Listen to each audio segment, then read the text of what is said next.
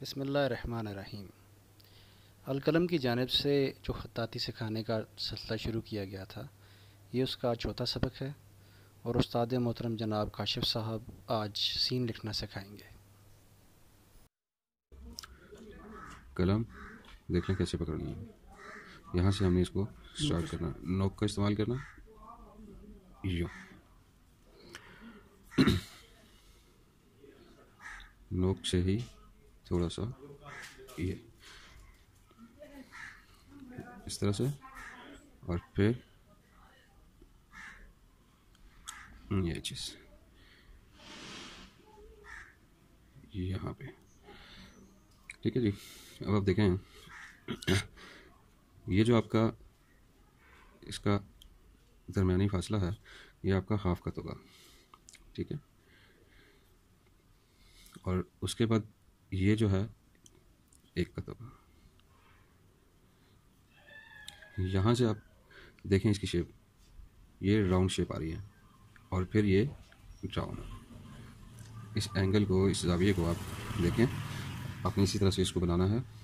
अच्छा, यहाँ से राउंड शेप थोड़ी सी बाहर निकाल के फिर आपने थोड़ा सा अंदर की तरफ, और ये जो आपने छोड़ा है इसको यहाँ से, ये आपका यहाँ से लेके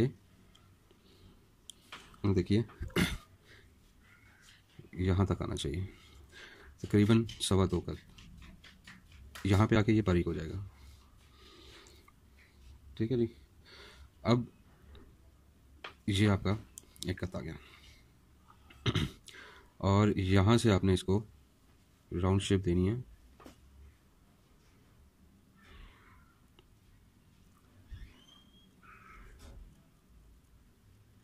और इस तरह से आपने इसको कंप्लीट करना है। अब ये देखें, तो और ये यहाँ पे, ठीक है, 1 2 3 और ये 3.5, इसका दायरा 3.5 का। ठीक है जी। और ये जो आएगा 2.25 का, 2.5 का, 1/4 1/3। आप इसे 2.5 गज में ले लें या 2.25 गज में भी ले सकते हैं। 2.25 में 1/4 आ जाएगा।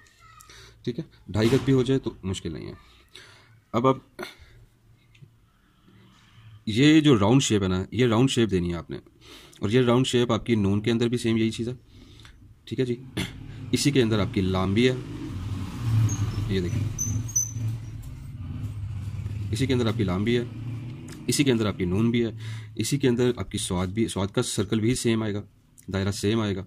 ठीक है, अगर आप इसको आगे चल के मैं आपको बहुत सारी टिप्स दूंगा कि एक सर्कल आपने बनाना सीख लिया। ये सर्कल बहुत मुश्किल भी है, और इसको तमाम अल्फाज में, ये एक सर्कल आपने अगर बनाना सीख लिया तो तमाम अल्फाज लिखने के लिए आपको लिखने आपके लिए आसान हो जाएंगे। ठीक है जी।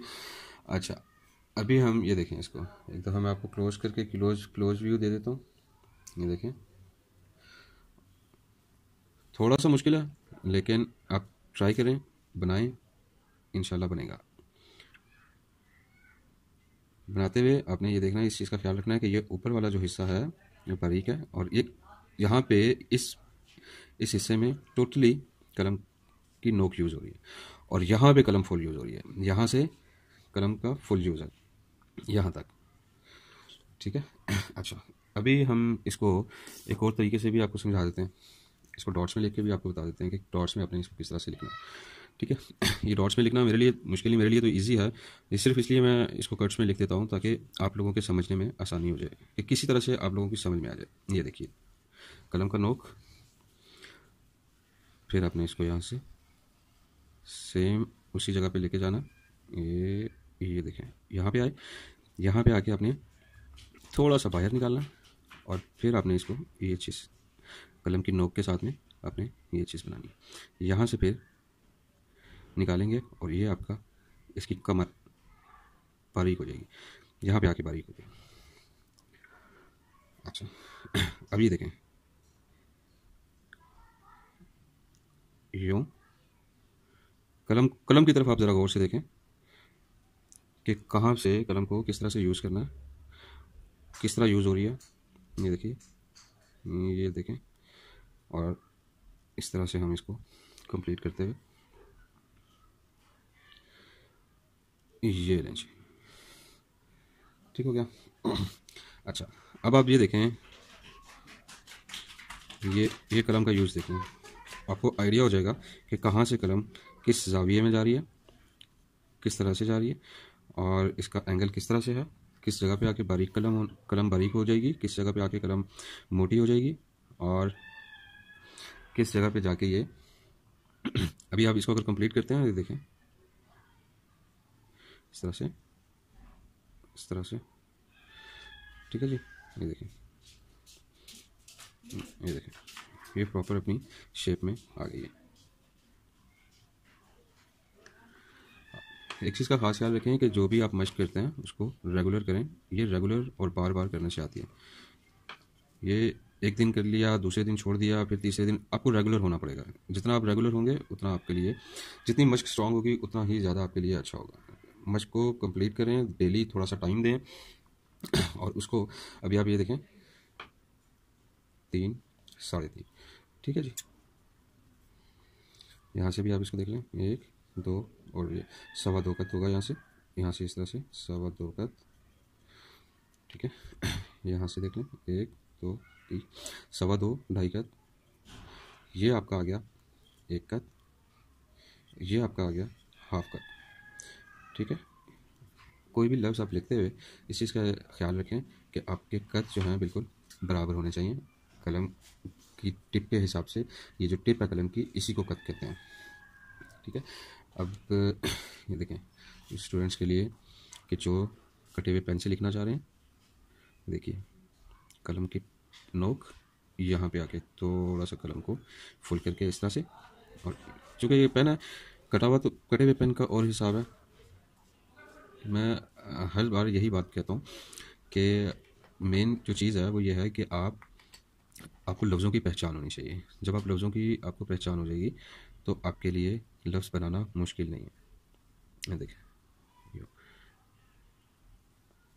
ये इस तरह से कटे हुए पेन के साथ भी आप लिख सकते हैं, और मैं आपको पॉइंटर से भी लिखना बता देता हूँ कि पॉइंटर से आप किस तरह से लिखेंगे। ये लें जी, ये देखें, आपको लफ्ज़ों की पहचान होगी तो आपके लिए लिखना मुश्किल नहीं है। जैसा कि मैं आपको बार बार एक बात समझाता हूँ कि आपको जो मोस्ट इम्पॉर्टेंट थिंग है वो यही है कि आप लफ्ज़ों को पहचानें। लफ्ज़ों की पहचान आपको होनी चाहिए। जब आपको लफ्ज़ों की पहचान होगी तो आप भले कटे हुए पेन से लिखें, भले पॉइंटर से लिखें, भले बाल पॉइंट से लिखें, या फिर आप पेंसिल से लिखें। गोल्ड टिप से लिखेंगे तो भी आपके लफ्ज़ों की शेप कम से कम वही बनेगी, ठीक है। और अगर आप कटे हुए पेन से लिखते हैं तो भी आप उस लफ्ज़ को शेप में लेके आ सकेंगे। आज के लिए इतना ही, बाकी नेक्स्ट सेशन में देखते हैं। अल्लाह हाफ़िज़।